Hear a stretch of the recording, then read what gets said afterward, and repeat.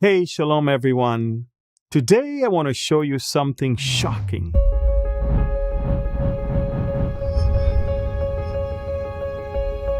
While every Western nation is dying demographically, Israel is exploding with life. And the community everyone loves to criticize, the ultra-Orthodox Jews, is becoming our secret weapon. Let me paint you a picture. Italy, 1.2 children per woman. Germany, 1.5. United States, 1.6. Canada, 1.25. Now you need 2.1 just to maintain a population. Every Western nation is below that. Ukraine, 1 child per woman. They're literally disappearing. These aren't just numbers, friends.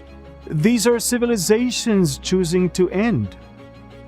And here's Israel, surrounded by enemies, fighting war after war, living under constant threat. Logic says our birth rate should collapse, right? But according to the 2024 Israeli census, Jewish women in Israel are having 3.06 children on average. Israel is the only Western nation above 3 children per woman. Even during the October 7th war, the birth rate went up. Why? Because we have hope. Because we trust that God has a plan for this nation. By 2030, Israel will have 11 million people. We've already surpassed Austria and Switzerland in population, countries that had millions more people than us in the 1980s. Little Israel, constantly at war, is outgrowing stable European countries. If that's not a miracle, I don't know what is.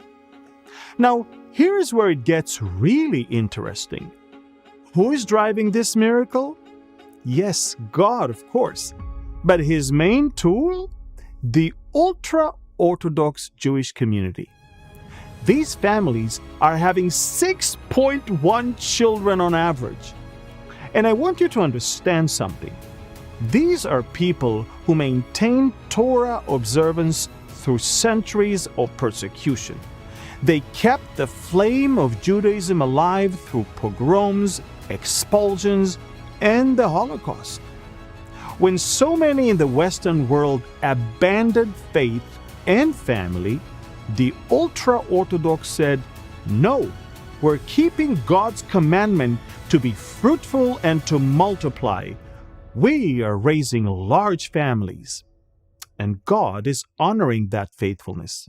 While secular Europe produces empty nurseries, the ultra-Orthodox produce life. But let me be honest about something. Israel was founded as largely secular state. And from the beginning, there's been tension between the secular majority and the religious communities. Military service became the flashpoint, a wedge that drove communities apart. This wasn't just about policy, it was personal. Secular Israelis saw the ultra-Orthodox as avoiding their national duty. The ultra-Orthodox felt pressured to abandon their way of life. The divide deepened and trust eroded. But here's what's so important to understand. The ultra-Orthodox faced challenges no other Israeli community has faced.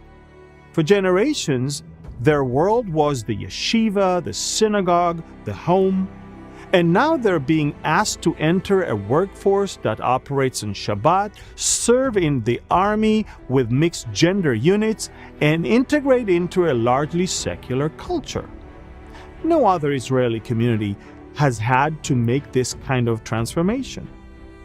And you know what? They're stepping up. In the IDF, there's a special combat unit called Nachal Haredi, specifically designed for ultra-Orthodox soldiers. This unit is proving you can be both fully devoted to God and fully committed to defending your nation.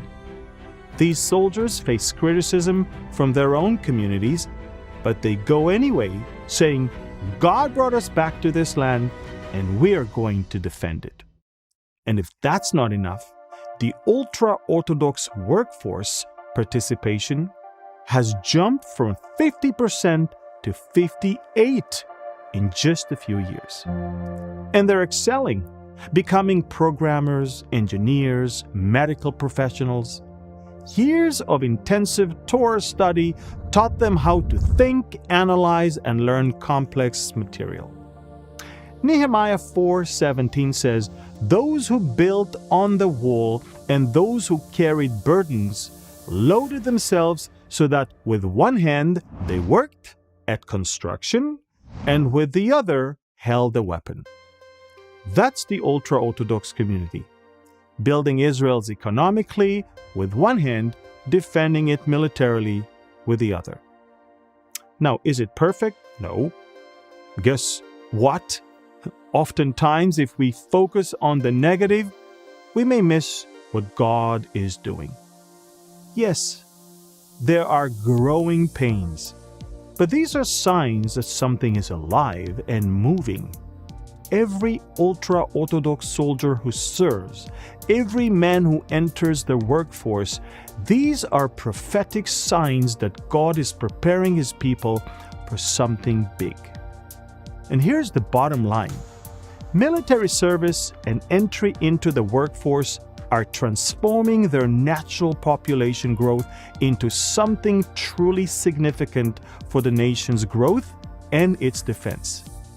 What was once seen as a burden has become an asset. The demographic engine that everyone worried about is now becoming Israel's greatest strength.